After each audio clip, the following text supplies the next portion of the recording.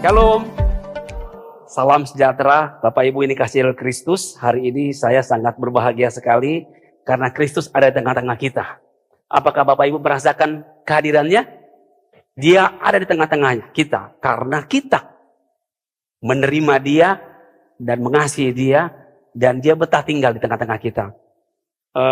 Saudaraku dikasih Tuhan, sebelum ini saya mau bertanya dulu saudaraku. Apa bedanya Abalov JGC sama Abalov Cakung? Tanya dulu. Oh, langsung jawabnya tempatnya ya. Beda aja itu ya, apalagi kayak ini ungkapan hati-hati yang sangat tertekan puluhan tahun ya. Saya kadang-kadang mengalami kelepasan, kesukacitaan ya. Bapak Ibu, saya pun dapat merasakan sukacita. Hadir di sini aja saya tadi iri hati saya. Iri hati. Tempat ini anugerah Tuhan, Bapak Ibu. Beda ya, JGC sama Cakung beda ya, saudaraku ya. Sekarang saya mau tingkatkan pertanyaan yang lebih lagi, saudaraku. Apa bedanya ayam Jepang sama ayam Indonesia? Tadi bisa jawab kan tadi? Terus jangan mikir makan siang, saudara, jangan. Saya ini pertanyaan benar untuk mengantarkan pembahasan kita. Saudaraku, ayam Jepang itu budak. Ayam Indonesia itu bandel. Makanya di Jepang tuh ayam diteriyaki. Di Indonesia karena bandel digeprek. Nah, saudaraku dikasih Tuhan, apa bedanya anak Tuhan, saudaraku, orang Kristen sama murid Kristus? Inilah yang mau kita bahas, saudaraku. Saya diminta untuk membahas pemurid yang menghasilkan buah yang kekal, saudaraku ya. Hanya Kristus yang kekal. Kita pun di dalam dia akan kekal kalau kita di dalam Kristus. Nah, karena itu betapa penting Bapak Ibu saudara dikasih Tuhan untuk kita selalu beribadah, fokus menikmati dia, mengalami dia, dan terus berorientasikan dia, saudaraku. Pemurid yang menghasilkan buah yang kekal itu bukanlah hal yang mustahil, saudaraku. Karena ini bukan tentang kita, ini tentang dia yang bekerja di dalam kita. Dan Tuhan belum selesai dengan kita. Saya bersuka cita, saya menatap wajah-wajah saudara yang penuh antusias, ingin menyambut firman Tuhan. Karena itu sebelum saya melanjutkannya, kita berdoa. Mari kita satu dalam doa. Tuhan Yesus, terima kasih untuk hadirat-Mu di tengah jemaat-Mu pada pagi hari ini. Terima kasih untuk tempat ibadah yang sangat indah yang kami terima daripada-Mu. Biarlah semuanya bagi kemuliaan-Mu ya Tuhan. Kami rendahkan diri kami di hadapan-Mu, supaya Tuhan menjamah hati kami. Letakkanlah firman-Mu dalam hati kami supaya kami terus berbuah. Supaya kami terus Tuhan bertumbuh di dalam kerajaan-Mu. Berkatilah firman-Mu, berkatilah jemaat-Mu Tuhan. Dalam nama Yesus kami bersyukur. Amin. Pemurid yang menghasilkan buah yang kekal. Kita masuk slide berikutnya. Kita lihat natsnya saudaraku ya. Saya memang diminta natsnya Yohanes 15-16. Cuman saya mesti ambil atas sedikit saudaraku. Yohanes 15 ayat 14-16 bisa dimunculkan. Kita baca firman Tuhan sama-sama. Ayatnya cuma ini saja saudaraku. 2, 3. Kamu adalah sahabatku jikalau kamu berbuat apa yang kuperintahkan kepadamu. Aku tidak menyebut kamu lagi hamba, sebab hamba tidak tahu apa yang diperbuat oleh tuannya. Tetapi aku menyebut kamu sahabat karena aku telah memberitahukan kepada kamu segala sesuatu yang telah kudengar dari Bapakku. Bukan kamu yang memilih aku, tetapi akulah yang memilih kamu, dan aku telah menetapkan kamu supaya kamu pergi dan menghasilkan buah, dan buahmu itu tetap, supaya apa yang kamu minta kepada Bapa dalam namaku diberikannya kepadamu. Amin. Bapak Ibu saudaraku dikasih Kristus, kita melihat di sini tentang panggilan kepada murid Kristus. Tapi saudaraku dikasih Tuhan, kita mesti tahu bahwa panggilan ini sangat indah sekali. Keagamaan kita selalu ingin kita membuat kita melakukan sesuatu bagi Tuhan. Tetapi hati Kristus selalu ingin kita melekat padanya. Hati Kristus selalu dia memanggil orang datang kepadanya, dekat dengannya, dan kita mengalami dia secara permanen. Nah, Bapak Ibu, saudaraku dikasih Tuhan, saya mulai saja, saudaraku, tentang pemuritan, saudaraku. Pemuritan adalah inti panggilan seorang Kristen. Saudara Tuhan Yesus datang ke muka bumi ini bukan untuk mendirikan agama Kristen. Kristus tidak pernah mendirikan agama, saudaraku. Tapi Kristus selalu ingin menyalurkan, memberikan hidupnya kepada orang-orang yang percaya dan menerimanya. Maka dikatakan pencuri hanya datang untuk mencuri, membunuh, dan membinasakan. Tapi aku datang untuk memberi hidupmu. Hidup dalam segala kelimpahan. Yang diterjemahkan oleh Injil Kemakmuran sebagai pencapaian-pencapaian dan sebagai harta dunia. Padahal Tuhan yang bicarakan ketika dia berkata hidup yang berkelimpahan itu adalah hidup Kristus. Yang kekal, hidup Kristus yang tahan uji, hidup Kristus yang telah mengalahkan kematian, hidup Kristus yang unggul itu yang dia mau berikan kepada jemaatnya, kepada setiap orang yang percaya kepadanya. Jadi saudaraku dikasih Tuhan, panggilan seorang Kristen adalah kita berjumpa dan mengalami dia, saudaraku. Tuhan Yesus tidak hanya memanggil kita untuk jadi pengikutnya, ternyata Tuhan memanggil kita untuk menjadi muridnya yang aktif, saudaraku, untuk menghasilkan buah bagi kemuliaannya. Saudaraku, ada satu buah paham, saudaraku, orang Kristen tertentu, saudaraku, dia menganggap begini. Tuhan memanggil saya supaya saya ini menjadi orang Kristen yang saleh, yang baik. Itu tidak salah, saudaraku. Tapi kalau cuma sampai level itu, agama lain pun begitu, saudaraku. Nah, saudaraku dikasih Tuhan, ternyata Tuhan memanggil kita, saudaraku, supaya kita, saudaraku, menjadi muridnya. Murid Kristus, bukan murid penatua, bukan murid PKS, bukan murid Kristus itu, saudaraku, yang aktif menghasilkan buah. Kenapa demikian, saudaraku? Perhatikan, saudaraku. Ini saya keluar dari konteks, saudaraku, tapi saudara sudah tahu semua tentang Markus 11 ayat 12-14, tentang bagaimana suatu hari Yesus berjalan, saudaraku, dari Betania menuju Yerusalem. Itu jaraknya kurang lebih 3,2 km, saudaraku ya. Oh ya, saya lupa. Yesus itu tinggalnya bukan di Yerusalem. Yesus itu tinggalnya itu di selatan, di utara, saudara, utara Israel. Itu di daerah Nazaret, di daerah Galilea, dari daerah Kapernaum, kampungnya dia di sana, saudaraku. Tapi sebagai orang Yahudi, dia harus harus datang ke Yerusalem, karena bait suci ada cuma satu, di Yerusalem. Jadi setahun 3 kali dia harus turun, saudaraku, ke selatan, saudaraku. Nah, tapi kalau di selatan, saudaraku, dia nggak pernah tinggal di Yerusalem. Dia selalu tinggal di Betania, di kampungnya Marta, Maria, Lazarus. Pagi, siang, sore, dia mungkin melayani di bait suci dan sekelilingnya di Yerusalem. Malam dia pasti tinggal menginap di rumahnya Marta, Maria, Lazarus, saudara. Karena di Yerusalem dia ditolak, tapi di Betania dia diterima, saudaraku, dan dia dikasihi. Dia sangat diinginkan, saudaraku. Saya percaya juga Yesus sangat diinginkan di tempat ini, di hati saudara semua. Nah, saudaraku dikasih Tuhan. Jadi ketika jalan-jalan, saudaraku, Betania itu artinya, saudaraku, adalah Ponara, saudaraku, kampung Ponara, situ banyak, saudaraku. Dia datang. Dia lihat, rupanya pada waktu itu memang nggak dikisahkan di konteksnya, saudaraku, tapi dari buahnya kita tahu bahwa dia lapar. Dia mencari buah ara. Ketika dia berjumpa dengan pohon ara, loh, kok nggak ada buahnya? Saudara mesti tahu, pohon ara itu kalau dia berdaun, saudaraku, pasti sudah ada buahnya. Itu cirinya kayak gitu, saudaraku. Dia ketika dia berdaun pasti ada buahnya, minimal kecil-kecil. Nah, Yesus tidak melihat, saudaraku, buah kecil apapun di sana. Dan Yesus mengutuk, saudaraku. Wih, saudaraku, emang ini Tuhan Yesus ingin show off, saudaraku? Enggak. Yesus selalu bekerja dalam situasi kehidupannya, saudaraku, untuk menanamkan misinya, untuk menyampaikan pengajarannya. Jadi pohon ara ini adalah lambang Israel, saudaraku.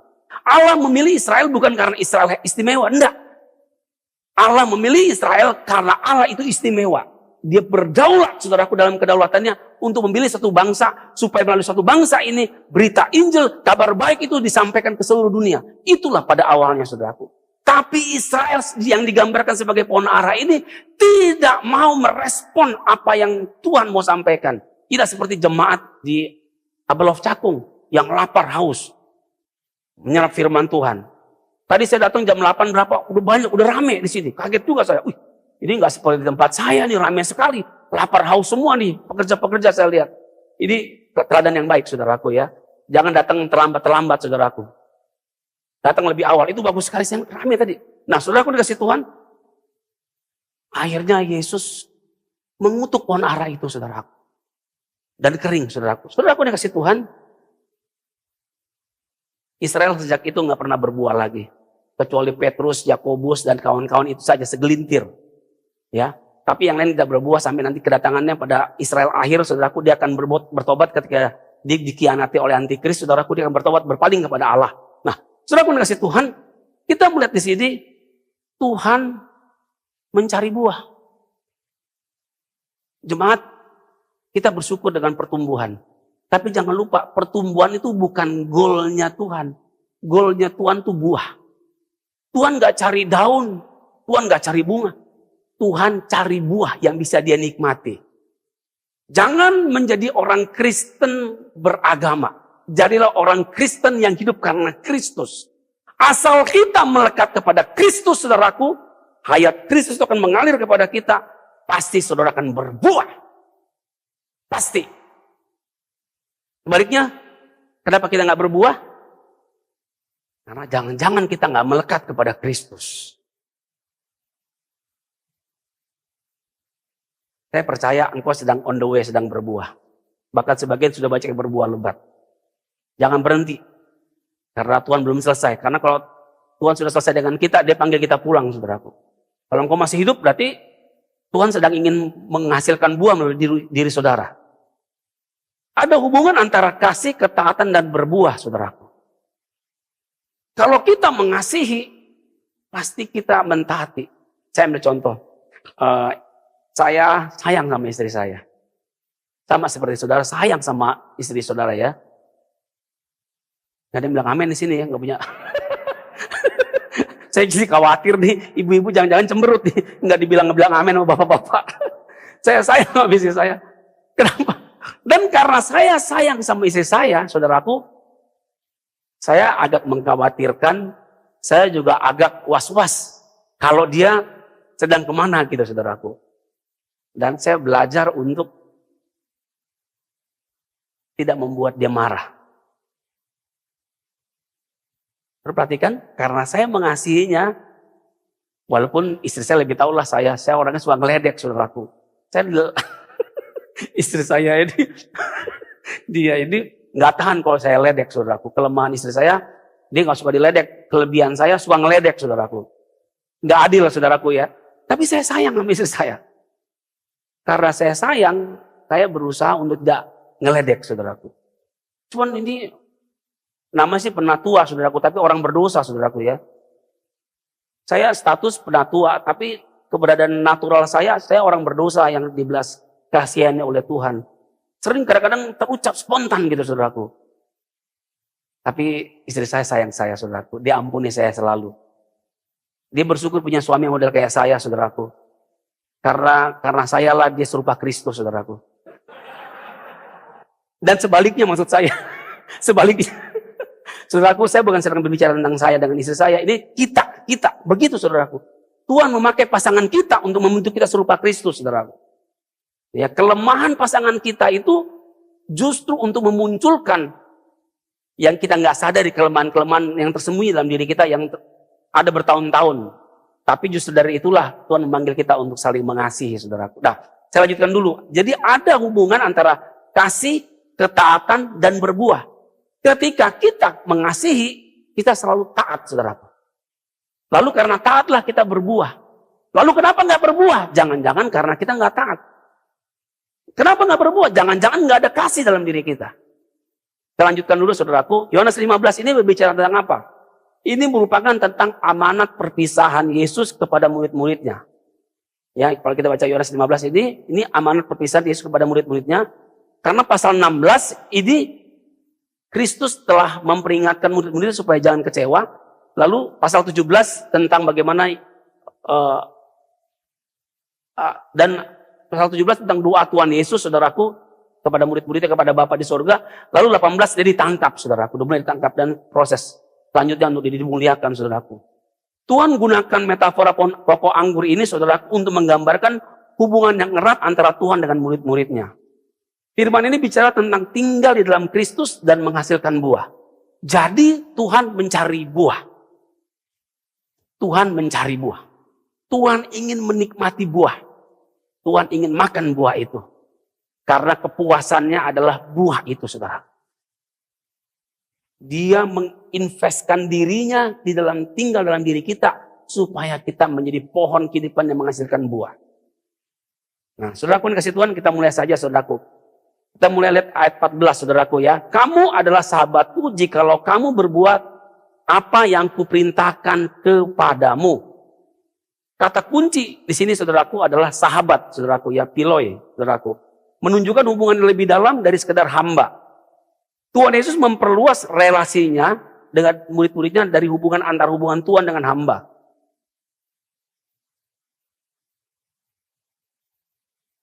Kita selalu ingin melayani Tuhan, itu baik.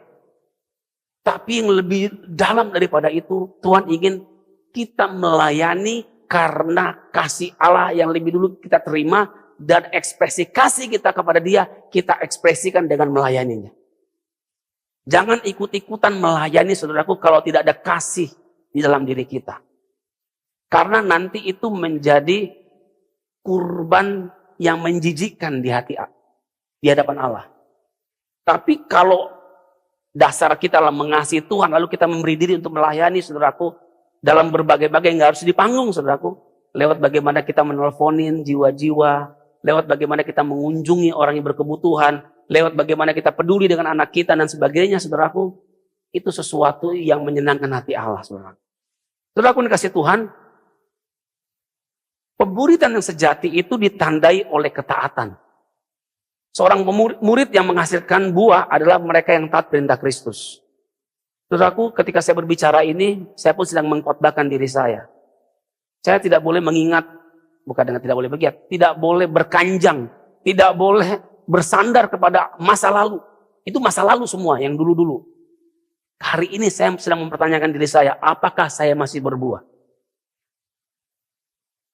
Karena kita nggak hidup di masa lalu, Bapak Ibu. Kita hidup di masa kini. Tuhan memanggil kita lewat firman Tuhan ini. Kamu adalah sahabatku jikalau kamu berbuat apa yang kuperintahkan kepadamu. Saudaraku dikasih Tuhan, berapa banyak kita yang di Komsel, saudaraku, yang sudah memuridkan. Tuhan memanggil semua orang dimuridkan. Jangan pikir, oh ini tanggung jawab PKS saja memuridkan. Tanggung jawab tim inti saja. No. Semua kita. Bagaimana dengan lansia kita? Sama juga. Lansia bisa. Saudaraku dikasih Tuhan, siapa bilang lansia itu, saudaraku, itu cuma umur lansia itu, saudaraku. Tapi roh Allah yang tinggal di dalam dirinya adalah roh yang serupa dengan hamba-hamba Tuhan yang lain, saudaraku. Jadi jangan kita membatasi Tuhan dengan keterbatasan fisik kita.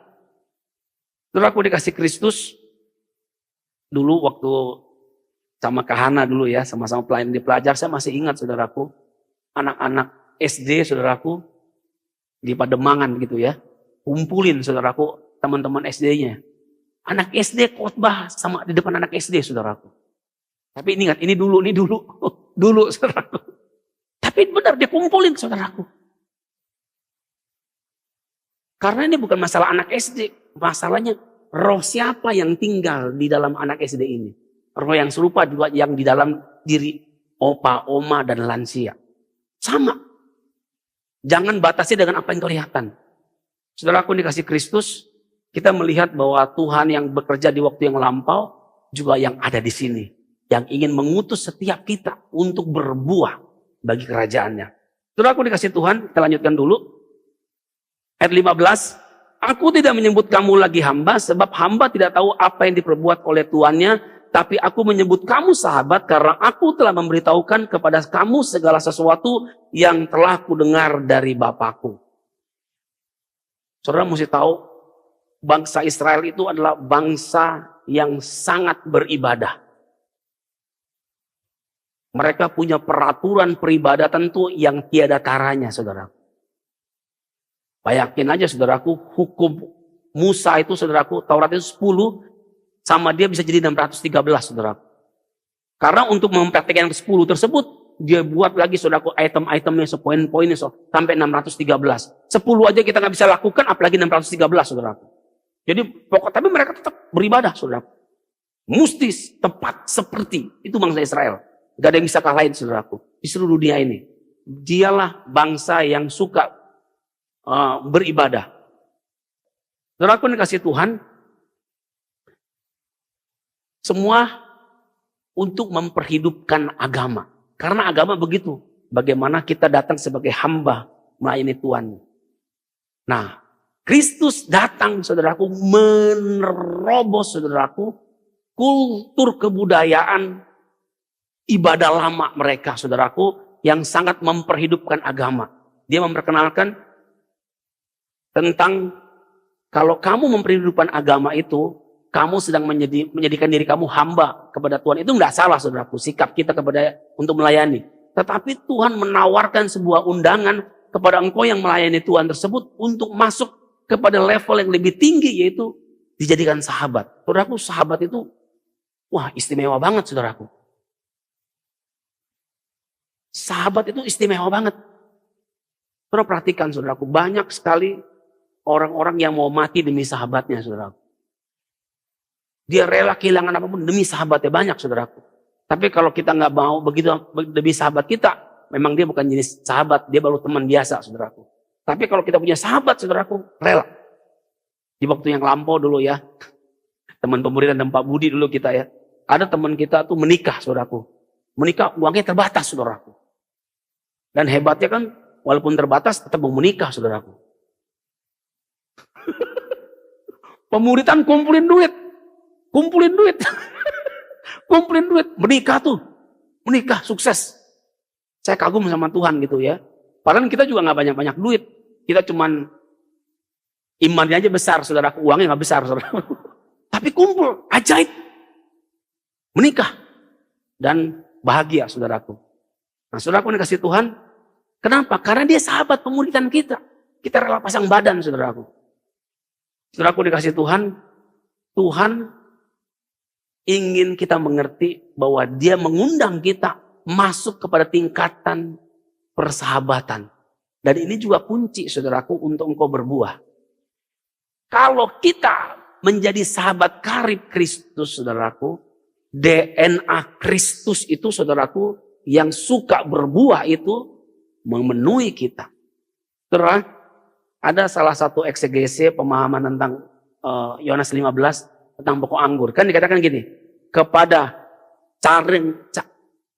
carang-carang yang berbuah dipangkas kan, tapi yang nggak berbuah dipotong kan, gitu kan. Tapi ada eksegese berikutnya, saudaraku, ternyata bukan hanya dia yang nggak berbuah, tetapi karena dia nggak melekat pada pokoknya, tidak melekat kepada Kristus itu sendiri, saudara. Banyak orang melekat kepada pengalamannya, kepada pengetahuannya, kepada skillnya, kepada seleranya akan pelayanan. Saudaraku, Tuhan memanggil kita untuk melekat kepada pohon kehidupan kita, Kristus, sumber buah itu. Karena asal kita melekat kepadanya, seluruh energi, seluruh kapasitas sang multiplikator tersebut bekerja dalam diri kita, kita pasti berbuah. Jadi fokus kita bukan bekerja, berupaya, melakukan ABCD dan sebagainya dengan strategi-strategi kita. Tapi bagaimana kita datang kepada Kristus, melekat dan membangun hubungan setiap hari dalam hubungan persahabatan, saudaraku, sehingga DNA itu mengalir, saudara, dalam diri kita. Dan tunggu waktunya, itu pasti.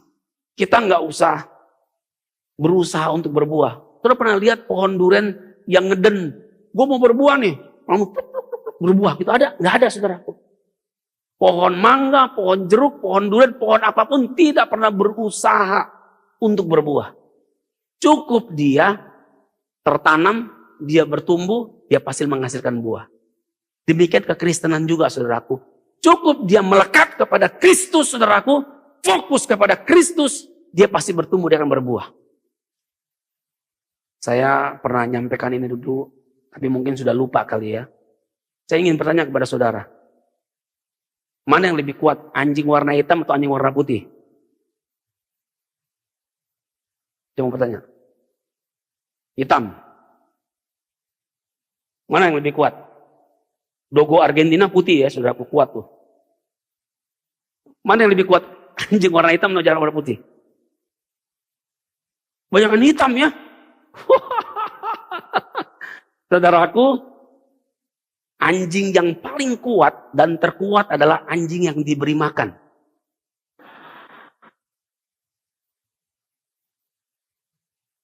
Mau hitam, mau putih, tidak masalah. Asal diberi makan.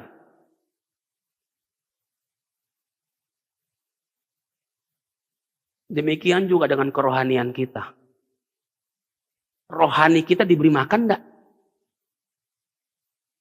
Kita sering memberi makan jiwa kita, pikiran kita, dengan semua berita, pengumuman apapun di seluruh dunia ini. Hari ini saya sangat bersuka cita, engkau datang lapar haus akan Tuhan. Engkau datang beribadah untuk menikmati Tuhan. Saudara pasti berbuah. Pasti berbuah. Jangan saudaraku berpikir engkau nggak berbuah, saudaraku. Engkau pasti berbuah karena engkau sudah datang ke tempat yang tepat. Engkau datang untuk mendengarkan Dia. Dan Dia ada di dalam dirimu. Engkau pasti berbuah. Pasti, saudaraku. Nah, saudaraku dikasih Tuhan. Hamba hanya melakukan perintah tuannya. Tapi kalau sahabat itu, dia diberitahu isi hatinya.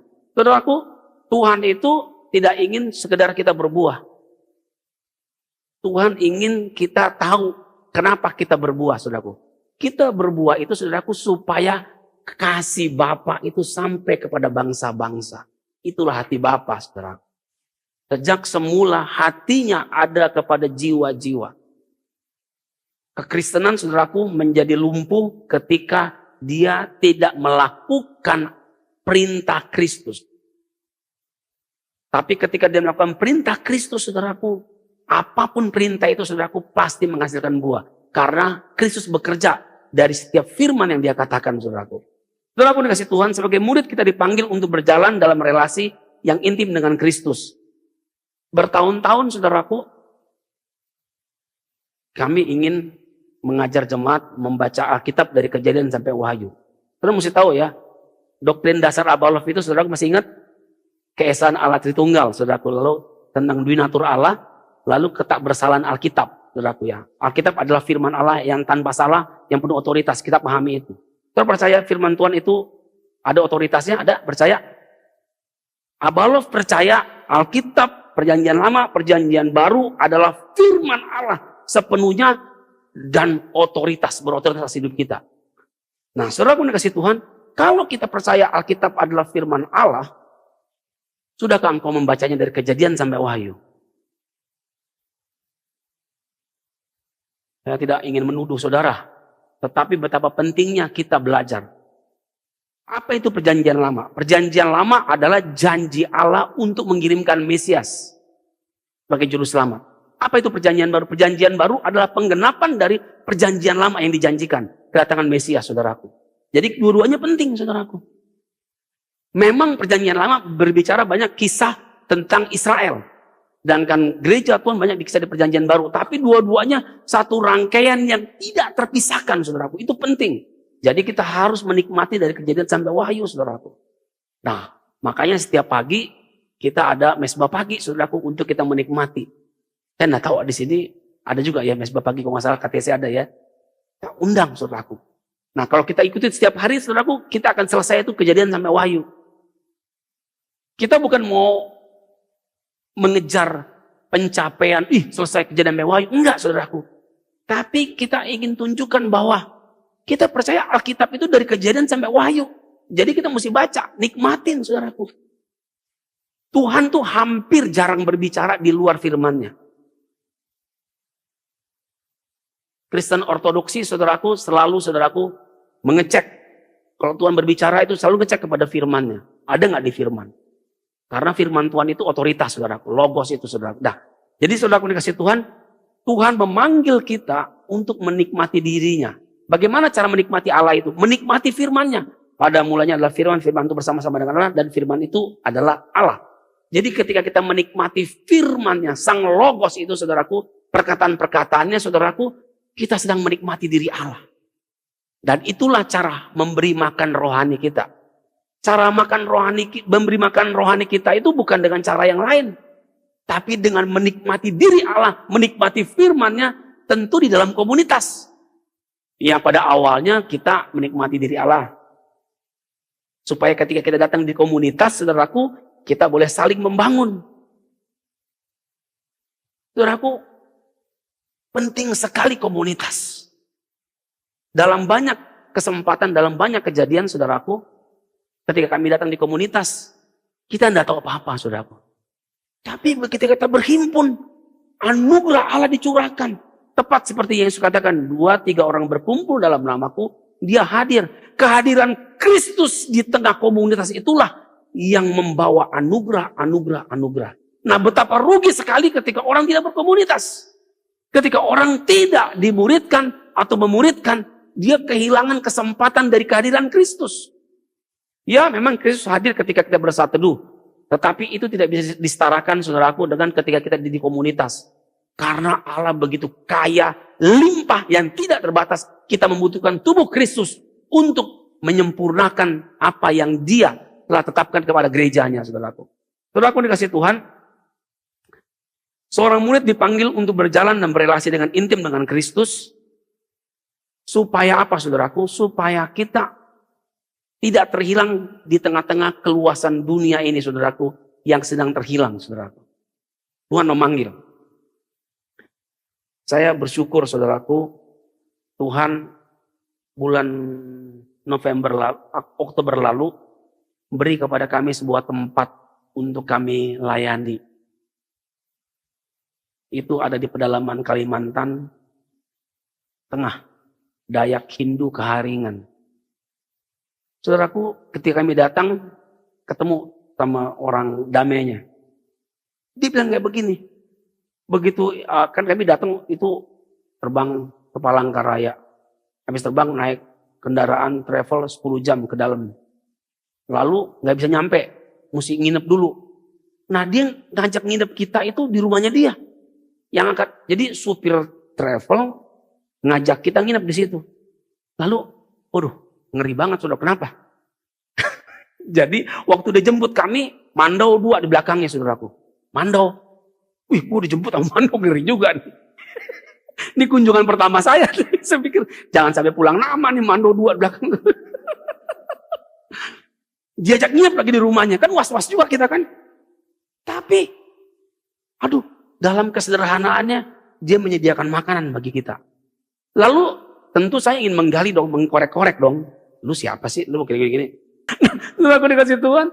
Dan benar, saudaraku. Ternyata, dia itu menitipkan anaknya itu untuk dididik di pastori. Karena di Ladak itu gini, itu 90-100% itu Dayak, Hindu. Nah, itu ada ibadah mayoritas, lalu Kristen, lalu Hindu. Yang besar yang Hindu ini, saudaraku. Nah, dia tinggalin anaknya untuk dididik oleh kita di pastori.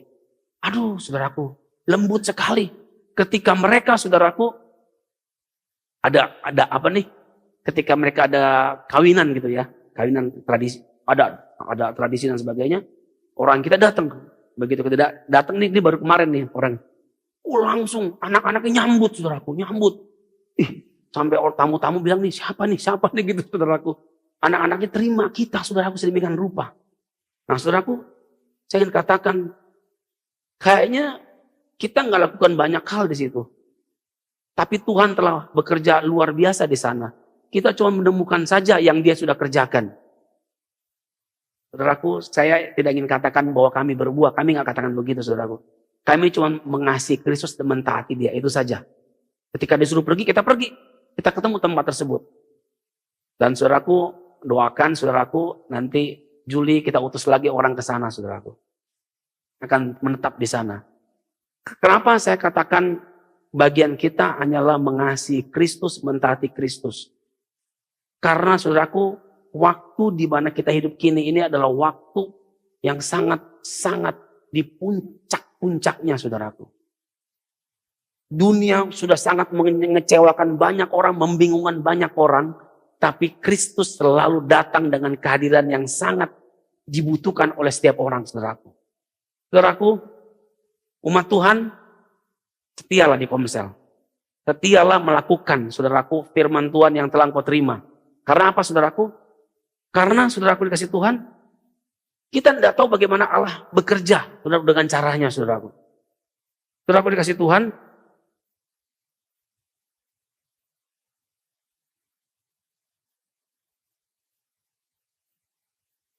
Banyak orang tidak menyukai kesulitan.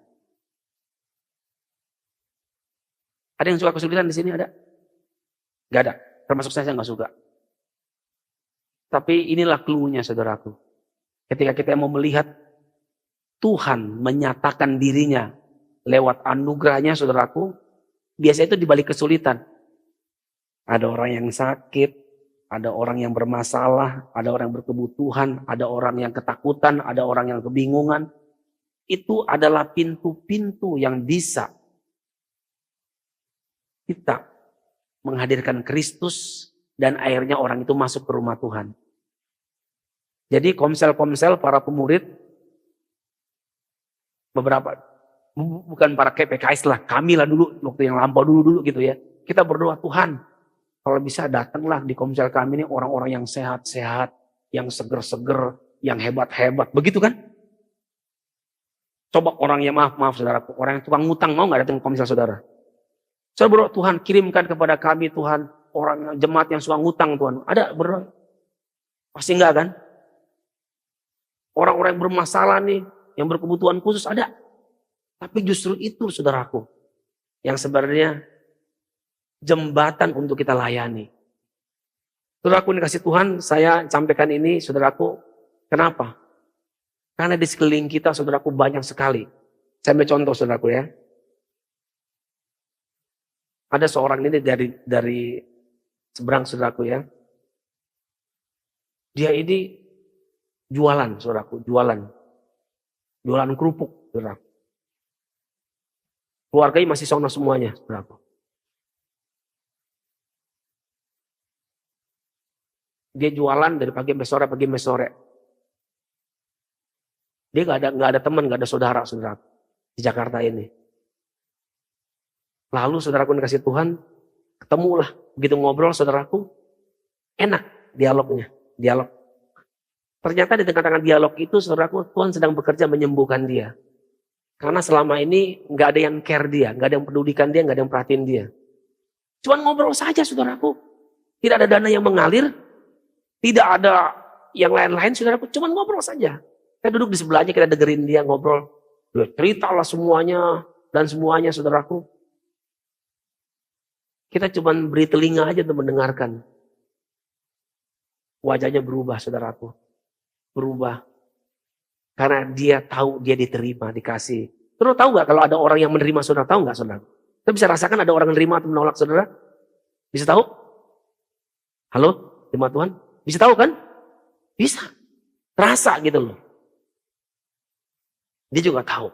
Nah, gereja Tuhan kita dipanggil untuk menerima orang-orang yang berkebutuhan. Karena itulah pintu untuk kita berbuah, saudara. Jangan kita penjarakan anugerah Allah yang limpah itu dalam diri kita untuk kita menjadi laut mati. Kita harus menyalurkannya itu. Tapi untuk menyalurkannya itu nggak usah gegabah, saudaraku. Tuhan akan menuntun saudaraku lewat komunitas untuk kita menghasilkan buah. Saudaraku dikasih Tuhan. Nah saudaraku kita mulai ayat 16. Dipilih ditetapkan untuk menghasilkan buah. Bukan kamu yang memilih aku, tetapi akulah yang memilih kamu. Dan aku telah menetapkan kamu supaya kamu pergi dan menghasilkan buah.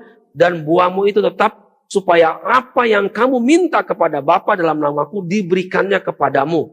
Inilah firman Tuhan. Jadi saudaraku, pemuritan itu bukanlah inisiatif manusia. Ada lagunya nih, lagu ini. Saudara. Bukan kamu yang memilih aku, tetapi akulah yang memilih kamu. Dan aku pun telah menetapkan kamu, supaya kau pergi menghasilkan buah. Buahmu itu tetap, buah yang tidak tetap, supaya apa yang kamu minta kepada Bapa dalam namaku diberikannya kepadamu, diberikannya kepadamu. Saudaraku, Tuhan yang memilih kita. Semua engkau yang ada di sini, engkau dipilih oleh Tuhan. Kalau dalam teologi reform, saudaraku, engkau telah dipredestinasi untuk diselamatkan. Dan katakan menurut firman Tuhan ini memang. Kenapa kita ada di sini? Karena Tuhan telah memilih kita sebelum kita mengenalnya. Ketika kita masih berdosa, Tuhan Yesus sudah mati. Di dalam kekekalan sebelum dunia dijadikan, saudaraku, dia telah memilih engkau untuk menjadi anak-anaknya. Dan dia memilih kita bukan supaya kita hidup bagi diri kita. Sebab Kristus telah mati bagi semua orang supaya kita yang hidup. Bukan lagi untuk diri kita, tapi kita hidup baginya.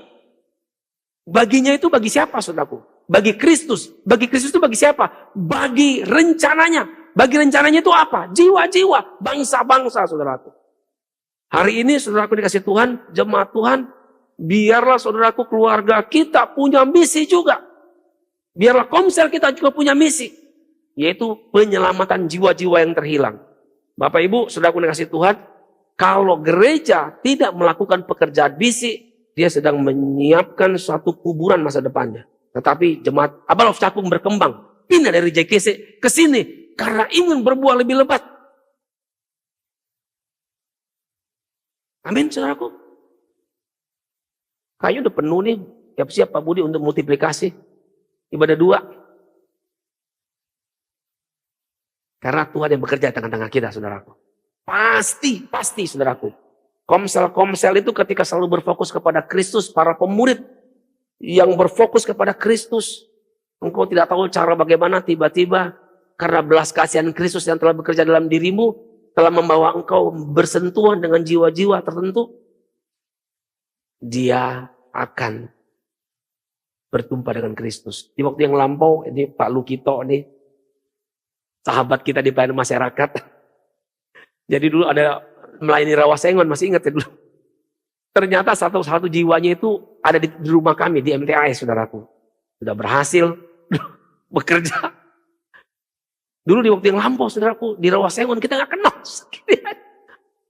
Berkebutuhan. Pak Lukito layani terus. MTAS yang menuai. Enggak. Itu punya Kristus, bukan punya MTAS. Karena yang paling penting siapa yang menabur, tapi Tuhan yang memberi pertumbuhan itu yang paling penting, saudaraku. Bagian kita melayani saja, saudaraku. Ya, itu tetap punya Pak Lukito dan kawan-kawan. Nah, saudaraku dikasih Tuhan, saya sedang mau bercerita begini, saudaraku. Kita nggak tahu apa yang kita tabur itu akan bagaimana. Tapi bagian kita adalah tabur saja, layani saja. Ternyata Tuhan yang memberi pertumbuhan. Saudaraku dikasih Tuhan. Misi seorang murid adalah menghasilkan buah. Bukan supaya sekedar tampak lebih baik, lebih berrohani, lebih berkarakter. Berkarakter itu pada awalnya, saudaraku. Tapi mesti maju terus. Dari karakter yang bertumbuh itu membuat kita akhirnya peduli sama jiwa-jiwa yang terhilang. Saudaraku dikasih Tuhan, betapa penting kita mengetahui bahwa pemuridan itu adalah inisiatif Allah. Dia telah bekerja di dalam sejarah kehidupan setiap kita, menyiapkan segala sesuatu, memulihkan, menyembuhkan, memberkati, menjagai, melindungi, terus mengawal kita. Dia bekerja dalam segala sesuatu. Tapi jangan lupa, saudaraku, itu bukan untuk diri kita saja. Tuhan ingin membawa saudara kepada jiwa-jiwa yang membutuhkan.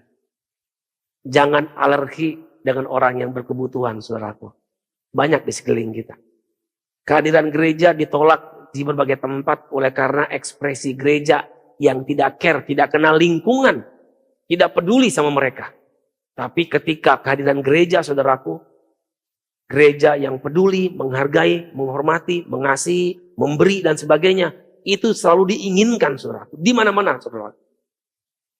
Nah, saudaraku dikasih Tuhan, kembali kepada para pemurid, komsel-komsel.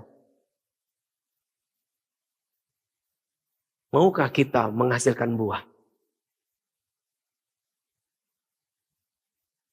Pasti jawabannya mau. Tapi bagaimana caranya? Saudaraku dikasih Tuhan, caranya adalah melekat kepada pokok Kristus itu. Billy Graham mengatakan menyelamatkan satu jiwa lebih berharga daripada semua harta di dunia. Berapa banyak orang tua di sini yang ingin mengharapkan anaknya berhasil? Berapa banyak orang tua? Betul ya? Itu kan ingin kan? Saya mau tanya, berapa banyak yang memotivasi anaknya supaya berhasil, sukses? Ada? Oke, baik. Saya tanya sekarang. Berapa banyak orang tua di sini yang memotivasi anaknya supaya mengasihi Kristus? Ternyata makin turun, semua banyak yang sukses. Itu yang diajarkan oleh teologi kemakmuran. Saudaraku, menyelamatkan satu jiwa lebih berharga dari semua harta di dunia. Buat apa kita mendapatkan seisi dunia tapi kita kehilangan nyawa kita? Saudaraku, doronglah anak, cucu, menantu, keturunan kita semuanya, saudaraku, untuk mengasihi Kristus dan mencapai target goalnya Kristus, saudaraku. Kenapa? Itu prinsipnya, saudaraku. Carilah dahulu kerajaan Allah dan kebenarannya, sekaliannya akan ditambahkan ke kita. Ketika kita membawa anak cucu semuanya itu ke arah Kristus, saudaraku, sekaliannya akan ditambahkan. Apa arti kesekaliannya itu? Apa arti sekaliannya itu? Yang dicari bangsa-bangsa, yang dicari dunia itu. Tetapi saudaraku, kita harus memiliki Kristus dulu, baru sekaliannya. Jangan kita mendapatkan sekaliannya dulu, Kristusnya nggak ada. Kita terhilang dengan dunia ini. Kita Kristus dulu melekat, saudaraku, sekaliannya akan ditambahkan. Mohon koreksi ya saudaraku, bagaimana kita mengarahkan anak kita. Jangan dorong anak kita sukses secara dunia. Biarlah mereka sukses mengasihi Kristus. Karena ketika mereka mengasihi Kristus, Kristus yang dikasihi oleh anak keturunan kita akan membawa dia kepada puncak pencapaian yang lebih-lebih, saudara. Pasti, saudara. Kan kalau yang sering didoakan ya ada jemaat yang sangat fanatik. Aku berdoa bukan supaya engkau jadi kepala bukan ekor, kayak begitu kan saudaraku ya. Ya itu perjanjian lama saudaraku ya. Itu sebenarnya janji Allah kepada Israel saudaraku ya. Saudaraku dikasih Tuhan gak salah saudaraku. Tapi setelah kedatangan Kristus yang menjelma menjadi manusia, Kristus ingin kita selalu tinggal di hadiratnya. Supaya Kristus menjadi pusat tujuan hidup kita. Supaya Kristus menjadi orientasi kita. Supaya Kristus jadi pengejaran kita, pencapaian kita. Dan semuanya Kristus saudaraku. Karena ketika Kristus kita kejar, dia akan bermanifestasi saudaraku. Menghasilkan buah-buah keberhasilan dalam banyak hal yang lainnya saudaraku. Saudaraku dikasih Tuhan, bagaimana menjadi pemurid yang menghasilkan buah yang kekal saudaraku. Saudaraku, pemuritan harus berdasarkan relasi bukan tugas. Yesus mengundang kita menjadi sahabatnya. Dan pemuritan itu harus lahir dari kasih, saudara. Saya ambil contoh, saudaraku. Kami punya anak. Dari kecil, saudaraku, saya nggak ajar anak kami untuk sukses, enggak. Anti. Saya ngajar dia untuk Kristus. Mesti baca Alkitab, Kejadian sampai Wahyu. Lalu lulus kuliah, dia langsung begini, Papa, aku mau full time ke Sumba. Gue panik saudaraku. Gue panik sama. Mau full time. Enggak. Enggak. Kamu harus kerja dulu, belajar. Kamu gak ngerti apa-apa di sana. Saya mulai arahkan lah saudaraku ke orang tua. Gue panik saudaraku. Karena untuk mengutus itu saudaraku kita mesti hitung segala sesuatu saudaraku ya. Ini begini dan sebagainya. Bekerjalah dia saudaraku. Saya bekerja 5 tahun saudaraku. Dia udah gak tahan. Karena jumlah pemuritannya banyak banget. Nggak ada waktu.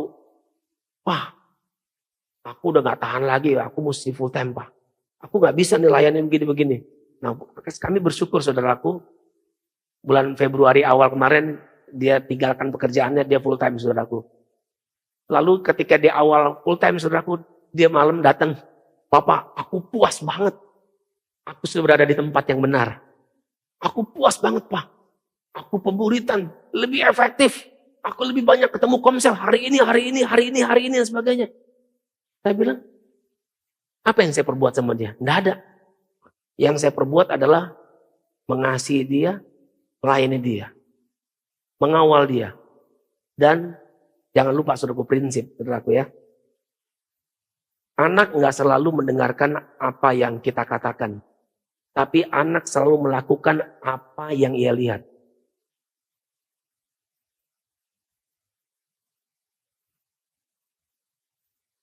Dia sangat ingin saudaraku memuridkan karena dia lihat orang tuanya.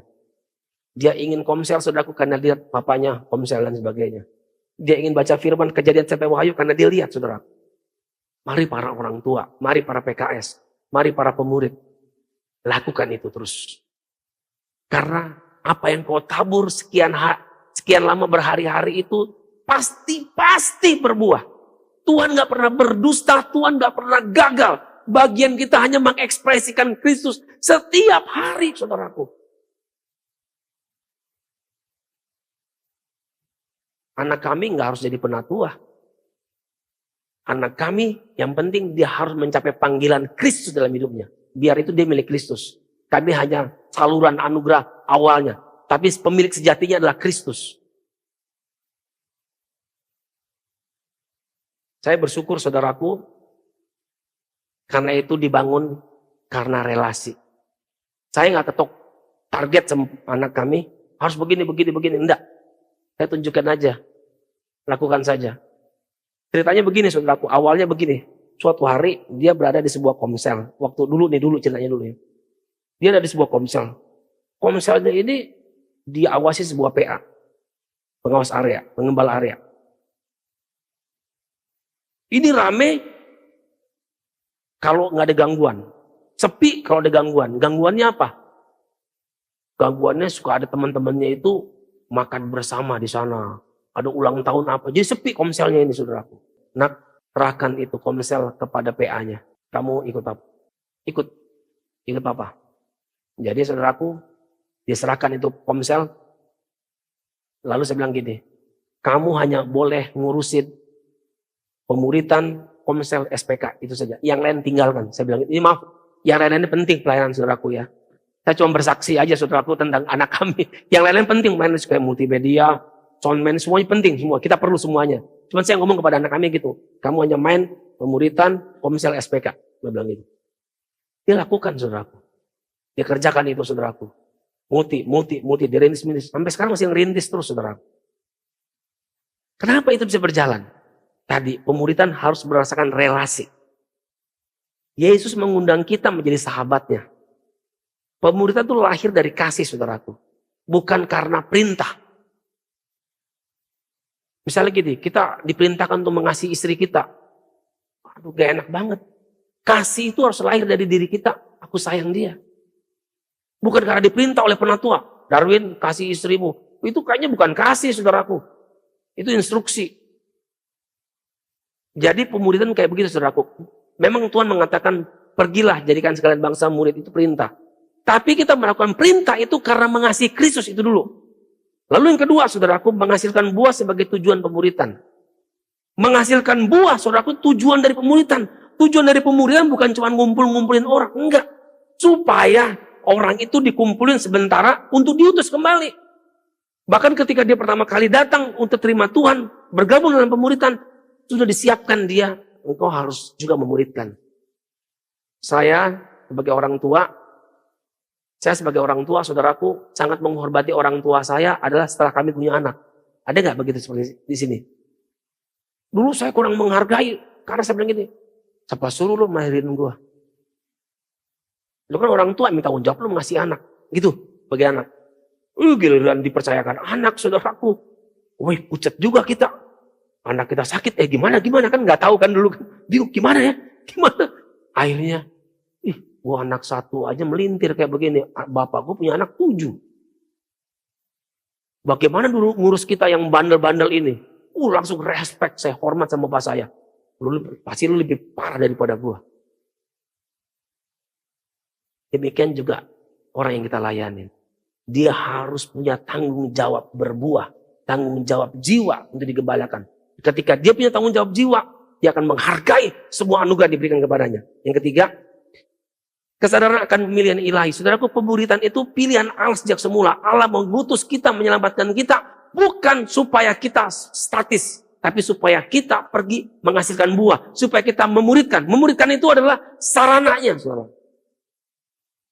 Lalu saudaraku jangan lupa kepada prinsip di Kisah Para Rasul yang keempat. Menghasilkan murid itu kita harus berlandaskan doa. Doa sebagai kekuatan. Ingat di Kisah Para Rasul saudaraku. Di Kisah Para Rasul itu apa-apa mereka berdoa. Mengutus dia berdoa. Ketika ada kesulitan berdoa. Senantiasa berdoa. Saudaraku, jangan kita memperhidupkan acara doa. Saudara. Konferensi doa. Seminar doa. Bukan itu saudara. Kisah Para Rasul nggak pakai konferensi, nggak pakai seminar. Tapi buahnya lebat saudaraku. Karena hidup mereka hidup yang berdoa. Gereja Tuhan, para PKS, tahun ini kita akan bermultiplikasi. Tetapi kita harus melekat dengan Kristus lewat doa-doa kita. Ketika kita melekat dengan Kristus lewat doa-doa kita, Tuhan yang tidak terbatas itu akan melepaskan anugerahnya. Pemuridanmu akan bermultiplikasi, komselmu akan bermultiplikasi, ibadah raya kita pun akan bermultiplikasi. Semua karena Kristus yang telah lebih dulu bekerja dalam diri kita. Yang berbahagia adalah kita mendengarkan dan mengasihi Tuhan.